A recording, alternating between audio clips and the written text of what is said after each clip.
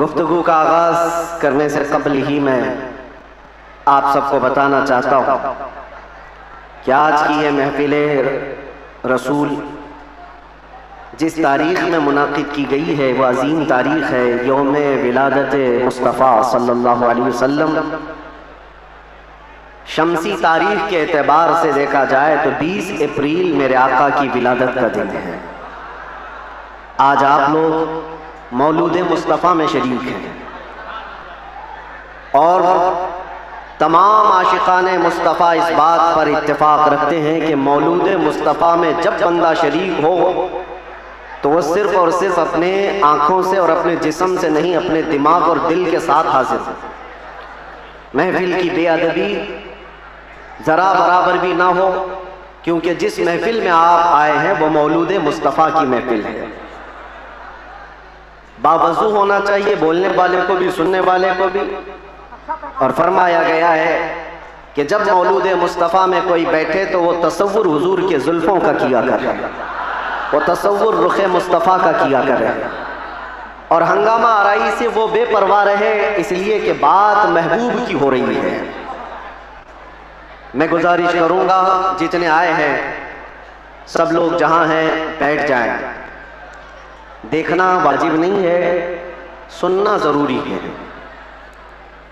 سن کر کے اس پر عمل کر لیا تو دیکھنے سے زیادہ فائدہ ہوگا،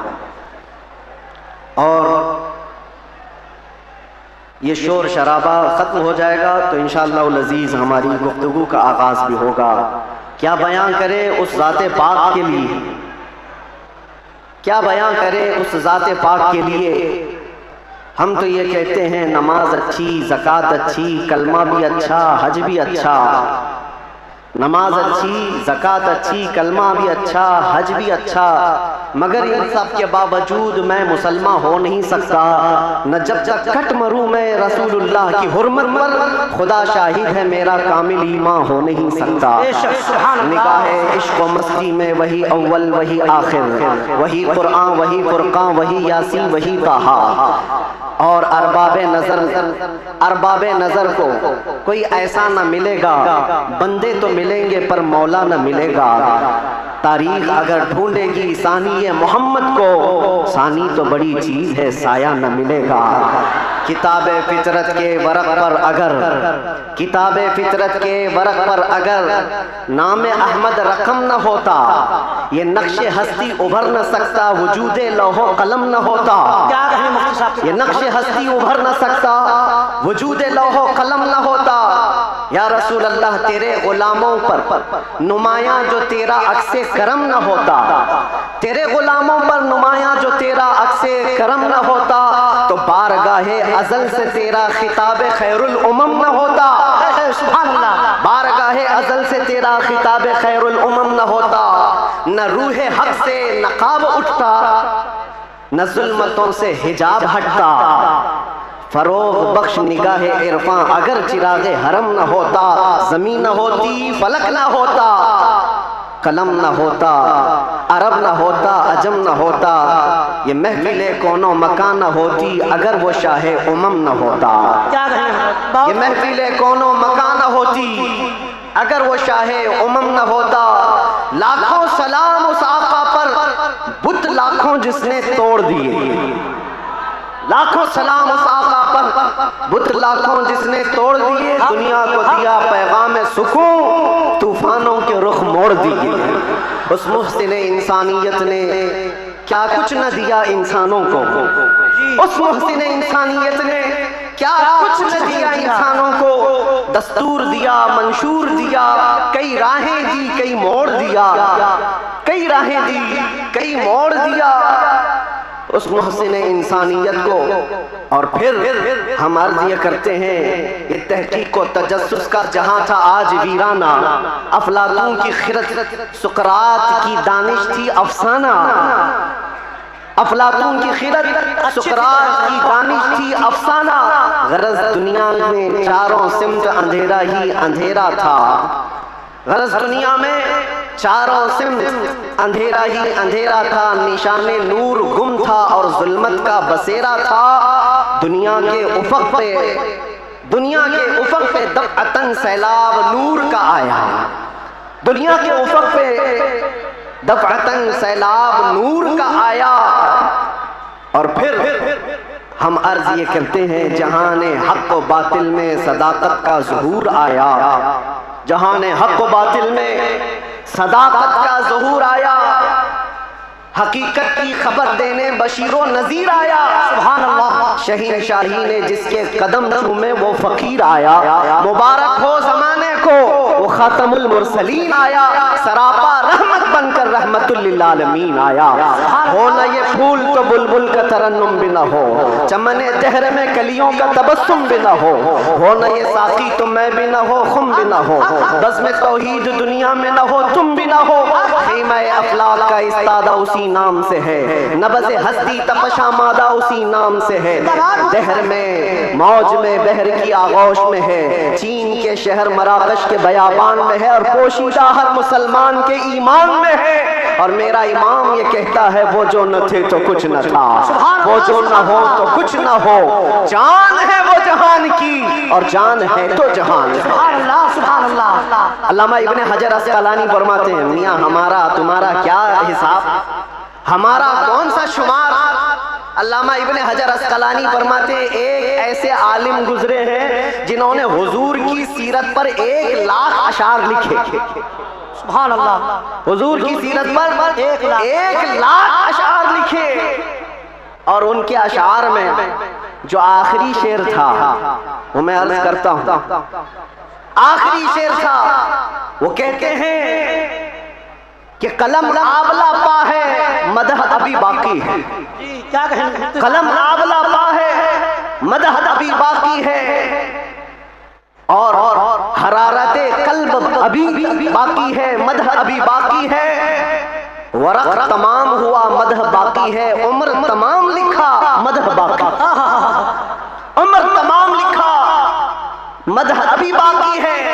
جس کو حافظ شیرازی نے کہا تھا یا صاحب الجمال و یا سید البشر من وجهك المنیر لقد نور القمر لا يمكن الثناء كما كان حقه بعد از خدا بزرگ توئی قصہ مختصر، اور سعدی شیرازی کیا کہتے ہیں بلغ العلا بکمالہ کشف الدجا بجمالہ حسنت جمیع خصالہ صلو علیہ وآلہ، پیر مہر علی گولروی کہتے ہیں مکھ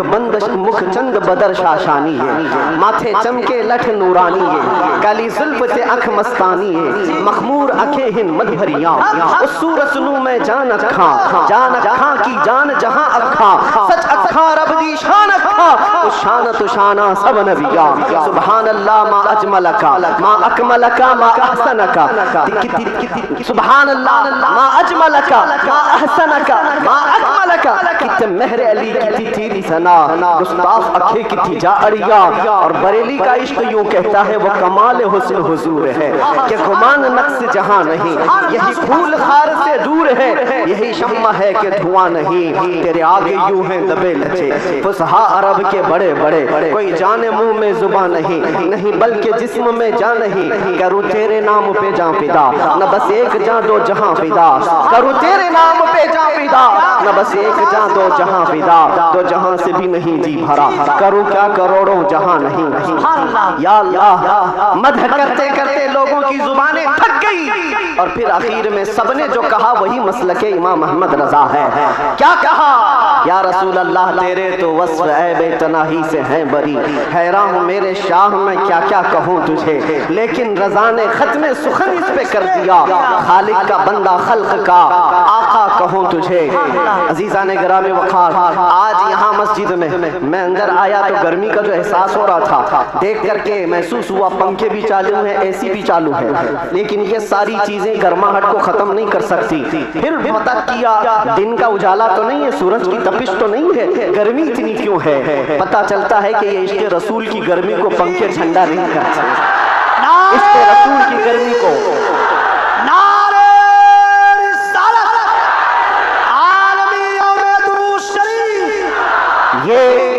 یہ پسینہ تو آنا ہی ہے،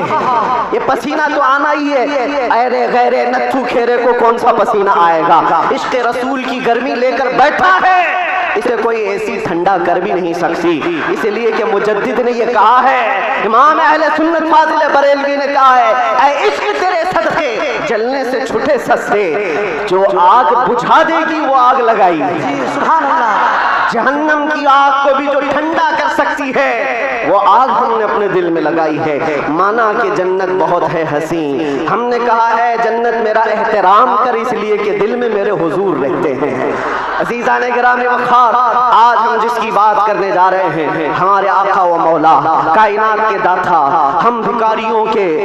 سرور و آقا، ہم فقیروں کی سرور، ہم غریبوں کی سب کچھ ہمارے لیے وہی جو صحابہ نے کہا، ابی و امی فدا کا یا رسول اللہ، روحی و جسمی فدا کا یا رسول اللہ، شعری و دمی فدا کا یا رسول اللہ، دنیا و اخرى فدا کا یا رسول اللہ۔ اس محسن کائنات پر کچھ لب کشائی کرنا، کچھ بولنا، حقیقت میں ان کی تعریف کرنا نہیں ہے، بلکہ حقیقت میں یہ جلسے، یہ پروگرام، یہ ساری سیرت کی مجلسیں کیوں ہوتی ہیں؟ یا رسول اللہ تیرے عشق کی بدولت میری زندگی بن گئی،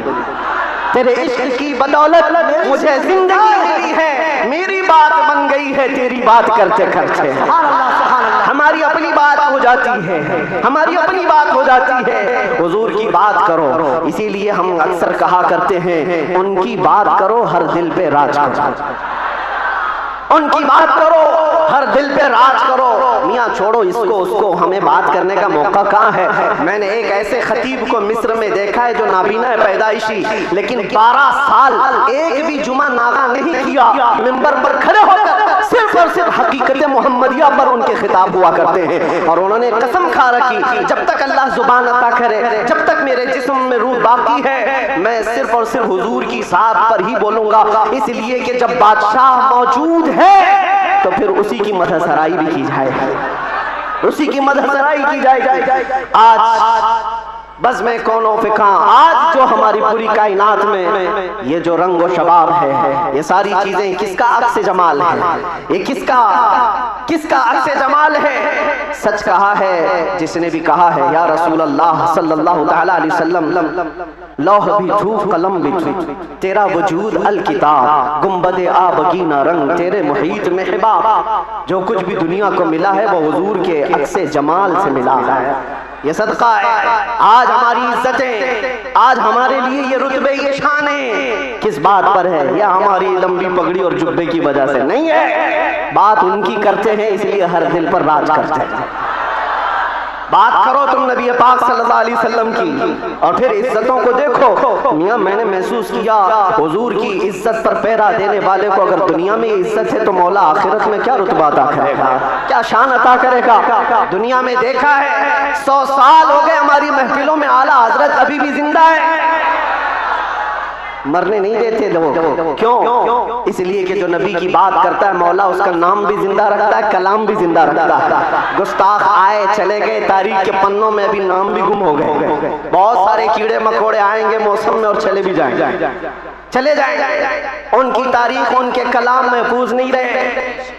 اور لوگوں کو یاد بھی نہیں رہتا چند سال پہلے کیا ہوا تھا، اس کے بعد کیا ہو رہا ہے، سب بھلا دیے جاتے ہیں۔ عتبہ، شیبہ، ابو لہب اور اس سے بڑے بڑے بہت سارے آئے تاریخ کے، ہر سال کوئی نہ کوئی ناجائز ولد الحرام ہوتا ہے جو حضور کی عزت پر بھونکتا ہے، لیکن وہ موسموں کے ساتھ ایسے ہی ختم بھی ہو جاتا ہے، باقی کون ہوتا ہے؟ اقبال کو سنو، اقبال نے کہا ہے باطل سے ڈرنے والے اے آسماں نہیں ہیں ہم، 100 بار کر چکا ہے تو امتحان ہمارا، توحید کی امانت، عشق رسول کی امانت سینوں میں ہے ہمارے، آسان نہیں مٹانا نام و نشاں ہمارا، یونان و مصر و روما سب مٹ گئے جہاں سے، باقی مگر ہے اب تک نام و نشاں ہمارا۔ یہ نام و نشاں جو ہمارا باقی ہے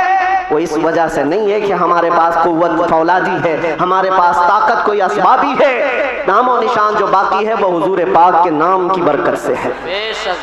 وہ کبھی ختم نہیں ہونے والی ہے۔ نام رسول پر جو زندہ ہوا صبح قیامت تک مولا تبارک و تعالیٰ اس کے نام کو اور اس کے کلام کو زندہ رکھتا ہے۔ عزیزان گرامی وقار، ہم اس عظیم محسن کائنات کی سیرت پر آج گفتگو کرنے آئے ہیں جس کا ہر ذرہ، زندگی کا ہر لمحہ محفوظ کر دیا گیا ہے۔ पूरी तारीख उठा कर देख लेना, पूरी तारीख। कोई एक ऐसा शख्स ला करके दिखा दो जिसके पैदा होने से उसकी कब्र में जाने तक, नहीं मेरे अजीज, दुनिया शुरू होकर के अब तक जिसके हालात वैसे महफूज किए गए हों जैसे मेरे आका के महफूज किए गए। अरे सहाबा तो ये तक महफूज कर गए कि हुजूर मुस्कुराते थे तो कितने दांत दिखते थे। हुजूर पाक सल्लल्लाहु ताला अलैहि वसल्लम की उम्र मुबारक जब ज्यादा हुई थी तो सहाबा ने ये भी गिन रखा था कि हुजूर की दाढ़ी मुबारक में सफेद बाल कितने थे। हर चीज महफूज रखा है। तुम क्या समझते हो, यानी आजकल के किसी मोहल्ले से निकला हुआ कोई पाखंडी हुजूर के नाम पर भोंके तो हुजूर की इज्जत पर फर्क आएगा? तू घटाए से किसी के न घटा है न घटेगा, जब बढ़ाए तुझे अल्लाह ताला तेरा। नबी पाक सल्लल्लाहु ताला अलैहि वसल्लम की हर चीज को अल्लाह ने महफूज रखा। आपको पता है लोग आज उलझते हैं, कोई भी आ जाता है इंटरनेट पर, उसको देख करके बहकने लगते, नए नए अपने अपने अंदाज में फिक्र बनाते हैं। मियाँ अब तो इंटरनेट का दौर है, गूगल ही सबका उस्ताद बन गया है। यूट्यूब पे कोई भी लचकदार बातें करने लगे, उसके फॉलोवर हो गए। आप नौजवानों को एक सवाल बार बार ये आता है, हुजूर का दीन एक ही है, हुजूर का दीन एक ही है। हुजूर पाक सल्लल्लाहु अलैहि वसल्लम ने जो कुरान अल्लाह की बारगाह से हमें दिया है वो एक ही है। तो फिर ये बाद में आने के बाद तुम कहते हो चलो मान लिया सुन्नी सब हक पर है, फिर ये सुन्नियों में ये हनफी भी है, शाफी भी है, मालिकी भी है, हम्बली भी है, ये क्या है? चार अलग अलग क्यों तरीके अपना लिए? जब तुम कहते हो सब हक पर है तो ये चार अलग अलग क्यों है? हिकमत में आपको अर्ज करता हूँ, मेरे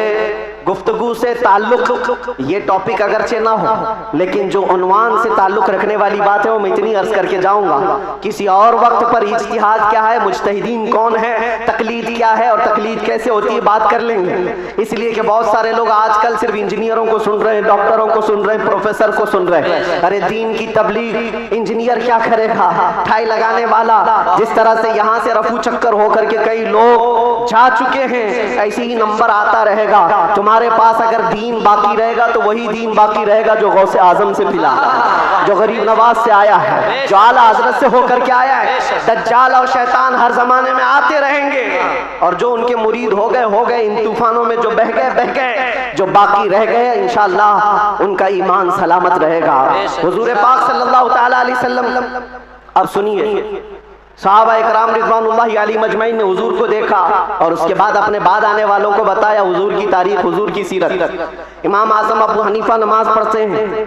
एक बार हाथ उठाते हैं और फिर उसके बाद नमाज में कभी हाथ उठवाते नहीं, रुकू के बाद नहीं। इमाम शाफ़ी रहमतुल्लाहि ताला अलैह नमाज में हाथ उठाते रफ़ा यदैन, फिर रुकू के बाद भी उठाते हैं, फिर नई रकात शुरू हो तो उठाते हैं रफ़ा यदैन तीसरी रकात पर। तो ये रसूल को मानने वाले, इनका तरीका अलग, उनका तरीका अलग। ये एक मिसाल दे रहा हूं, एक मिसाल दे रहा हूं। ऐसे बहुत सारी चीजें हैं, मसाइल में इख्तिलाफ ये चारों मज़ाहिब में। तो लोग ये कहते हैं अगर चारों हक पर हैं तो अलग अलग क्यों है? एक रसूल के मानने वाले। मेरे अजीज हो, अल्लाह के नबी सल्लल्लाहु ताला अलैहि वसल्लम ने कभी नमाज ऐसे भी पढ़ी, कभी नमाज वैसे भी पढ़ी। हुजूर पाक सल्लल्लाहु अलैहि वसल्लम ने एक बार रकात बांध करके नमाज अदा फरमाई और उसके बाद फिर अपने हाथों को कभी नहीं उठाया। अब्दुल्ला इब्न मसूद ने इसको देखा और बयान कर दिया हुजूर की नमाज ऐसी। बाज मर्तबा सहाबा ने हुजूर पाक सल्लल्लाहु अलैहि वसल्लम को रफ़ा यदैन करते देखा रुकू के बाद, तो उन सहाबा ने कहा रसूलुल्लाह की नमाज ऐसी भी थी। हुजूर की अदाएं अलग अलग थी, हुजूर की अदाएं अलग अलग थी,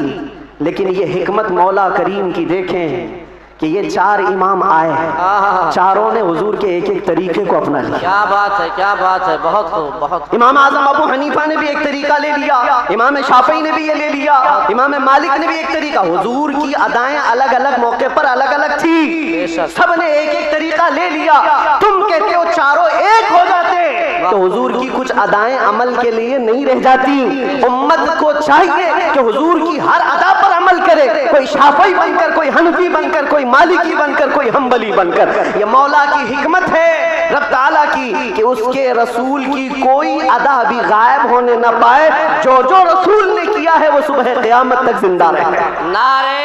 तकबीर, नारे रिसालत, आलमी यौमे दरूद शरीफ।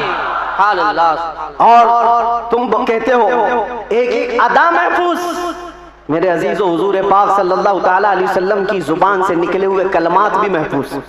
ایک حرف بھی آگے پیچھے کیے بغیر صحابہ نے وہ الفاظ محفوظ کیے۔ دنیا میں کسی بھی انسان کے کلمات ویسے محفوظ نہیں ہیں جیسے رسول اللہ کے محفوظ ہیں، حضور کے الفاظ جیسے محفوظ ہیں کسی کے محفوظ نہیں رکھے گئے ہر لفظ کو۔ حتیٰ کہ ایک صحابی ہیں وہ حدیث بیان کرتے ہیں اللہ تعالیٰ قیامت کے قریب علم کو اٹھا لے گا، علم کو اٹھا لے گا کیسے وہ بتاتے ہیں، ایسے اٹھائے گا، اور علماء کے اٹھائے جانے سے ان سے پوچھا گیا آپ ایسا کیوں کر رہے ہیں؟ کہا میں نے رسول اللہ کو بیان کرتے ہوئے ایسا کرتے ہوئے دیکھا تھا۔ بے شک بے شک۔ جب حضور نے یہ فرمایا تھا تب حضور نے ایسا اشارہ کیا تھا۔ کوئی صحابی ہیں حدیث بیان کر رہے ہیں، مسکرا کر کے بیان کر رہے ہیں، پوچھا کہ کیوں؟ کہا جب رسول اللہ نے یہ جملہ فرمایا تھا تو حضور نے مسکرایا تھا۔ سبحان اللہ۔ بے ایک صحابی ہیں روایت بیان کرے حدیث بیان کرے مصافہ کر کے کہتے ہیں کہ یہ ایسا ایسا حضور نے فرمایا۔ کہا یہ مصافہ کر کے بیان کیوں کیا؟ کہا اللہ کے نبی نے جب یہ حدیث بیان کی تھی تو مصافہ کر کے کہا تھا۔ بے شک سبحان اللہ۔ ادا کے ساتھ الفاظ محفوظ ہیں کسی کے نہیں، اور بھونکنے والوں کو دیکھنا چاہیے ان کا کیا محفوظ ہے۔ ارے تمہارے باپ کے اوپر جاؤ تو ڈیش ڈیش ڈیش، بہت اچھے، بہت پتہ ہی نہیں بہت بے شک کیا خبر ہے۔ حق ہے۔ بہتوں کو ان کو پوچھو تمہارا دادا کون ہے، ہو سکتا ہے دادا تک تو چلے جائیں پر دادا نہیں معلوم، لا ادری، ہاں لا ادری، بات ہے، کیا بات ہے۔ اس کے اوپر نہیں پتا، تمہیں تمہاری نسب سے نہیں پتا،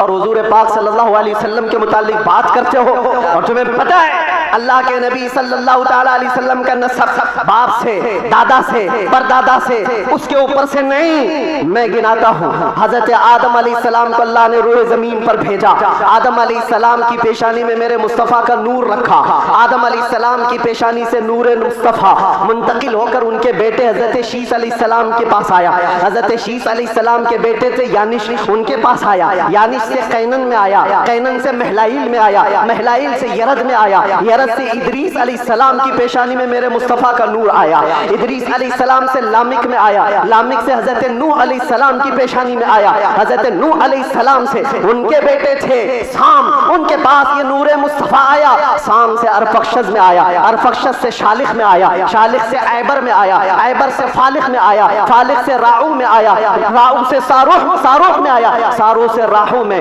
راہو سے ناحور میں، ناحور سے تارح میں، اور تارح سے سیدنا ابراہیم علیہ السلام میں میرے نبی کا نور آیا ہے۔ یہ میرے آقا کا سفر بتا رہا ہوں، نسب بتا رہا ہوں۔ ابراہیم علیہ السلام کی پیشانی مبارکہ سے یہ نور منتقل ہوتے ہوئے سیدنا اسماعیل علیہ السلام کے پاس آیا، ان کے بیٹے تھے نابت، نابت سے یشجب میں آیا، یشجب سے یارب میں، یارب سے تیرح میں، تیرح سے مقوم میں، مقوم سے عدد میں، عدد سے عدنان میں، عدنان سے معد میں، معد سے نزار میں، نزار سے مدر میں، مدر سے الیاس میں، الیاس سے مدرکہ میں، مدرکہ سے خزیمہ میں، خزیمہ سے کنانہ میں، کنانہ سے نظر میں، نظر سے مالک میں، مالک سے فہر میں، فہر سے غالب میں، غالب سے لؤی میں، لؤی سے کعب میں، کعب سے مرہ میں، مرہ سے کلاب میں، کلاب سے قصی میں آیا، قصی سے عبد مناف میں آیا، عبد مناف سے سیدنا ہاشم میں آیا، سیدنا ہاشم سے سیدنا عبد المطلب میں آیا، سیدنا عبد المطلب سے سیدنا عبداللہ میں آیا، سیدنا عبداللہ سے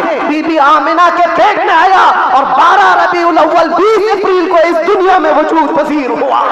نعرہ تکبیر، نعرہ رسالت، آمد مصطفیٰ، آمد مصطفیٰ، عالمی یوم درود، اللہ مفتی صاحب قبلہ، جس کے دادا کا نام بتانا ہو وہ اتنے لمبے شجرے پر سوال اٹھا ہے،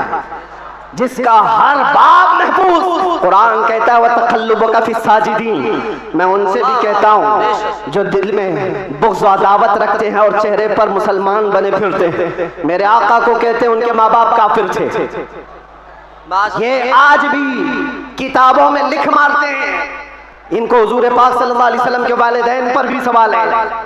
والدین کریمین۔ امام جلال الدین سیوطی رحمۃ اللہ تعالیٰ علیہ نے پوری کتاب لکھی ہے التعظیم والمنہ فی ان ابوی رسول اللہ فی الجنہ۔